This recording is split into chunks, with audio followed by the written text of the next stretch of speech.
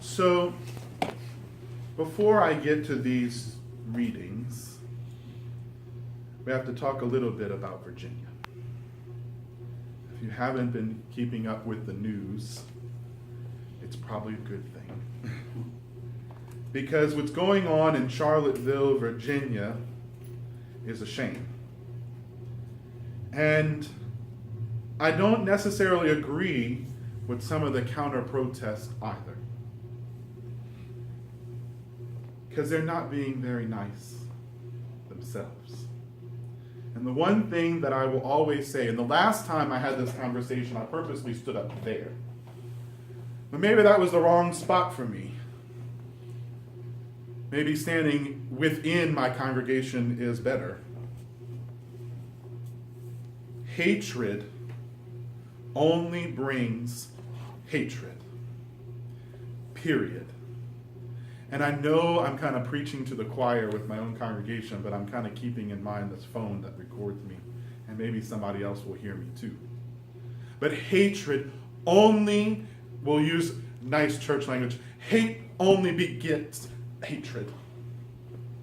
There is no other way. I'm hearing stories of counter-protesters showing up to listen to a man speak this morning and booing him off the stage. How about not go? How about him not have a crowd to preach to?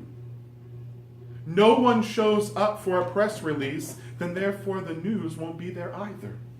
They won't put it on the main page. Somebody in Abbeville, Louisiana, like I, would not see it come across my Facebook feed because you weren't there. There wasn't any interest in it. Counter-protests can be wonderful when they're done with love for others.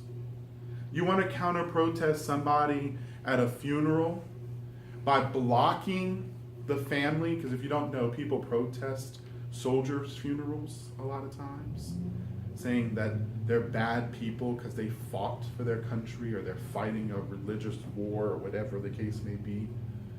So counter-protests will show up and block the family from seeing the protesters.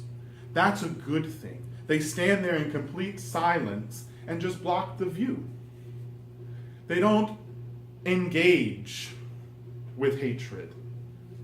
They just respond on the opposite way. But to show up and be as hateful to them as they are to other people will not get us anywhere.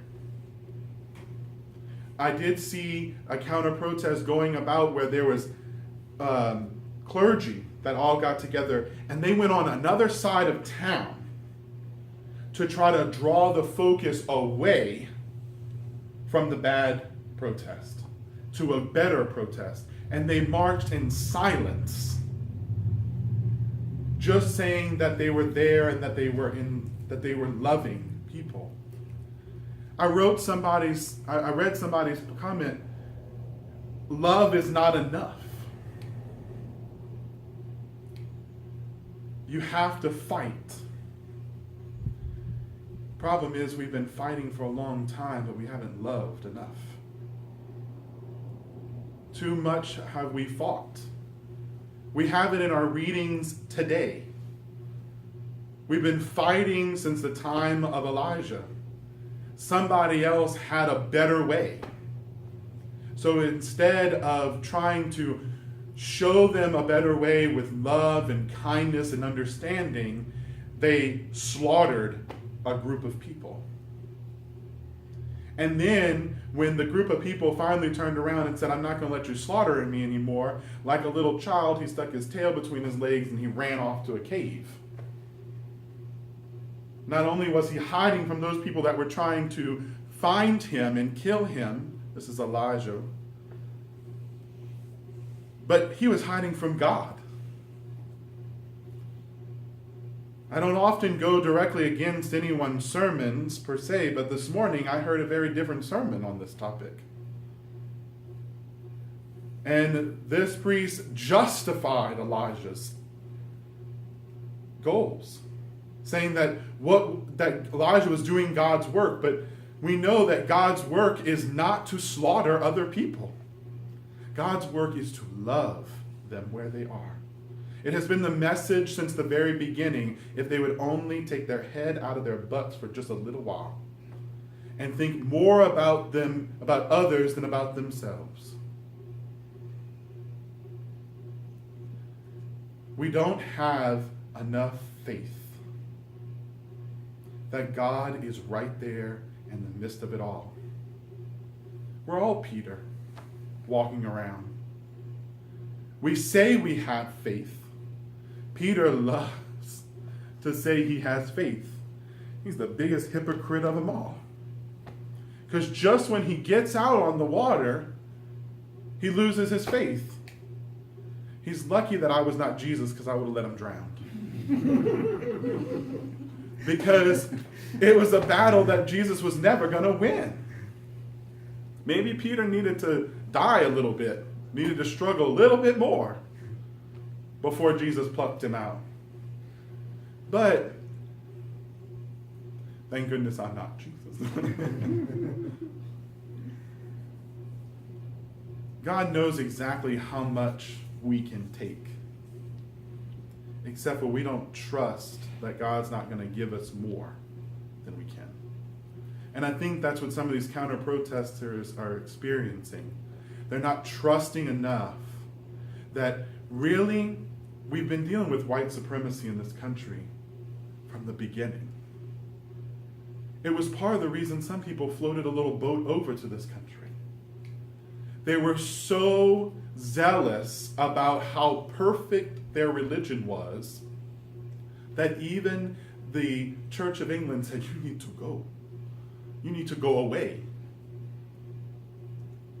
And so they came to this country so that they could hate other people. That's what they did.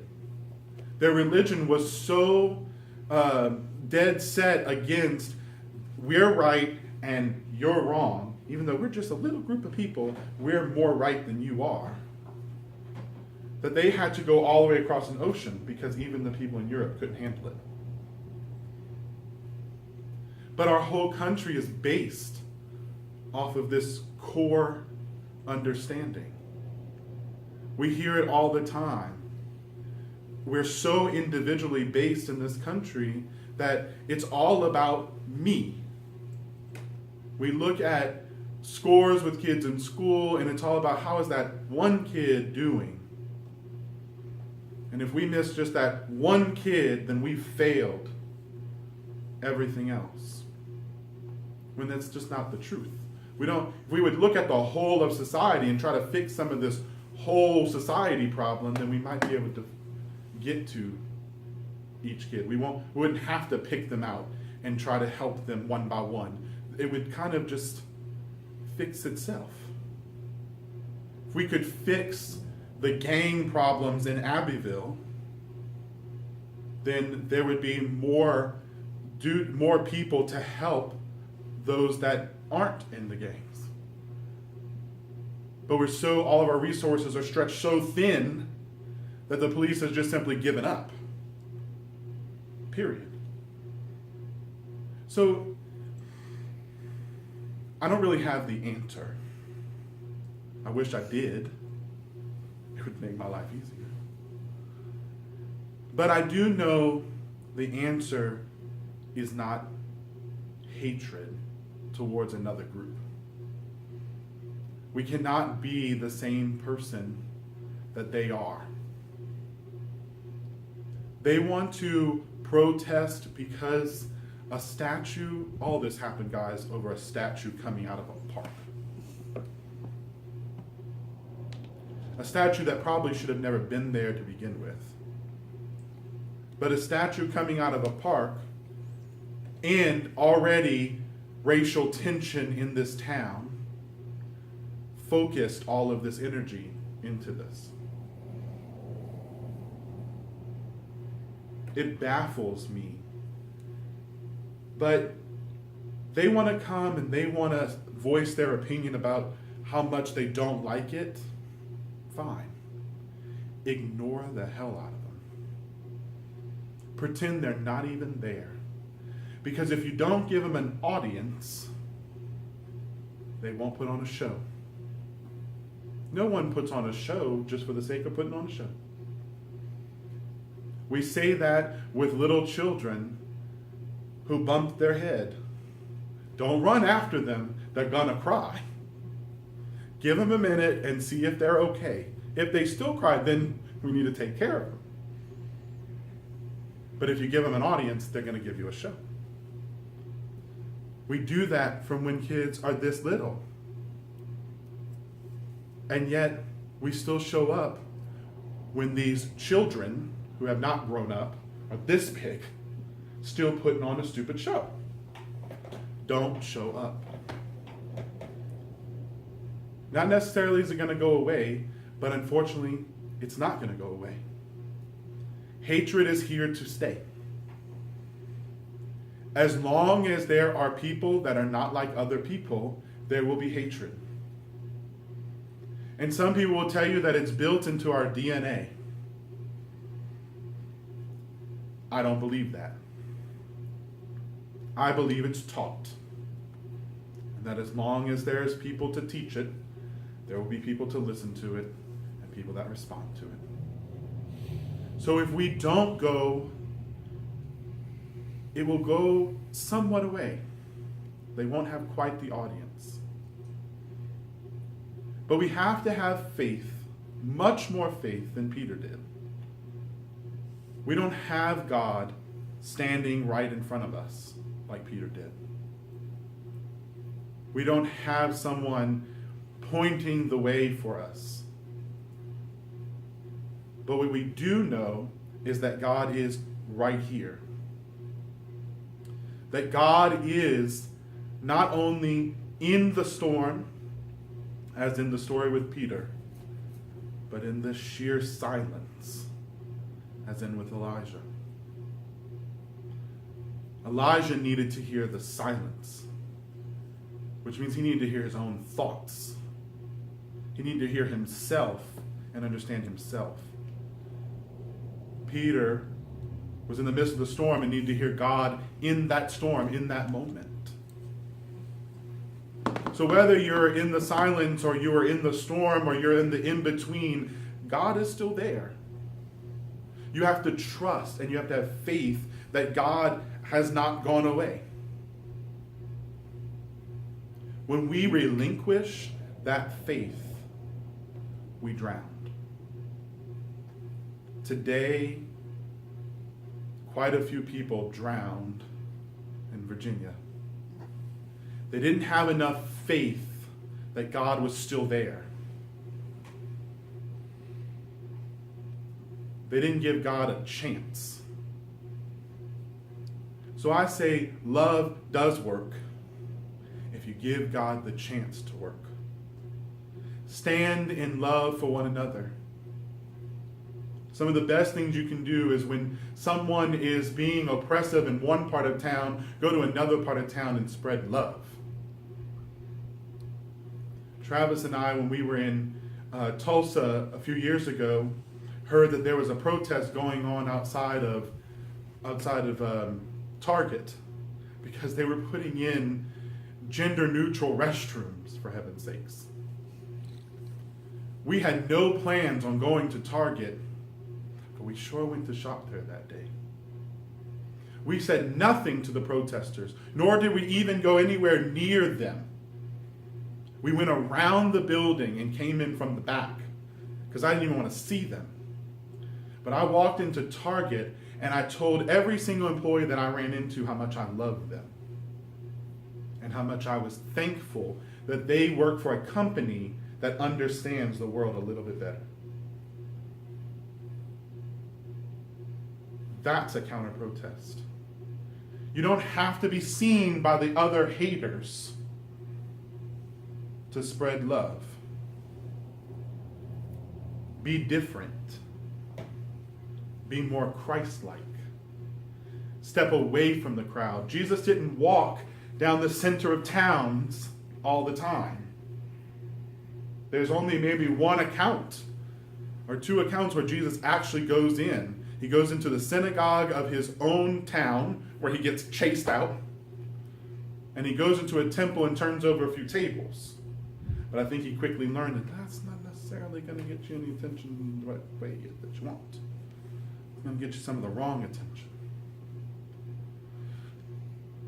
Love works. Spread as much love as you can. We can counter protest right here in our own town by taking the time to love a little bit deeper. So I challenge you once again to love. Stay off of Facebook. Don't get involved in the hatred. Spread love. You want to get on Facebook? Share something about God. Share something about your baby.